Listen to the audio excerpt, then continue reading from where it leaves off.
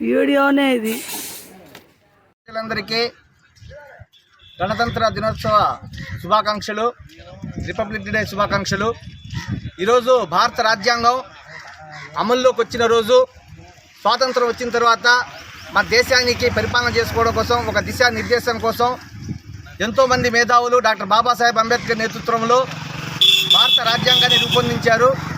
ఆ రాజ్యాంగాన్ని ఈరోజు అమల్లోకి వచ్చిన రోజు కాబట్టి ఈరోజు రిపబ్లిక్ డేగా చేసుకుంటున్నాం.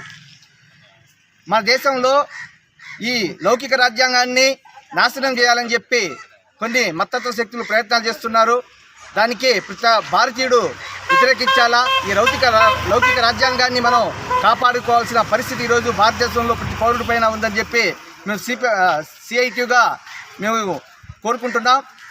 అలాగే ఈరోజు ఎంత దురదృష్టం అంటే అనసారంలో ఉండేటువంటి అంబేద్కర్ గారి విగ్రహానికి కనీసం మండలంలో ఉన్నటువంటి అధికారులు ఆ విగ్రహానికి కనీసం అక్కడ చిమ్మి అక్కడ దాని మీద ఉండేటువంటి పాత దండలు తీయడం కానీ, లేకుంటే అక్కడ ఉన్న వేస్టేజ్ మొత్తం చెత్త కానీ తీయకపోవడం, అలాగే అక్కడ అపరిశుభ్రంగా ఉన్న అట్టే చూస్తూ మండలాధికారులు ఈ దారి పొడవునా వెళ్తున్నారు తప్ప అంబేద్కర్ గారిని పట్టించుకున్న పాపాన పోలేదు. ఈరోజు మేము సిఐటిగా అలాగే సిపిఎంగా ఈరోజు మేము వచ్చి ఇక్కడ క్లీన్ చేసి అంబేద్కర్ గారికి మొత్తం క్లీన్ చేసి మేము మాలేసి అంబేద్కర్కి ఈరోజు నివాళులు అర్పించాం. ఈ జగన్మోహన్ రెడ్డి భారీ ఎత్తున విగ్రహం పెట్టడం కాదు, మొత్తం జిల్లాల్లో కానీ గ్రామాల్లో కానీ ఎక్కడైతే అంబేద్కర్ బొమ్మ ఉందో జనవరి 26 రోజు ఆ బొమ్మకి ఇవ్వాల్సిన, అంబేద్కర్ గారికి ఇవ్వాల్సిన ప్రాధాన్యత ఈరోజు అధికారులు మర్చిపోతున్నారు.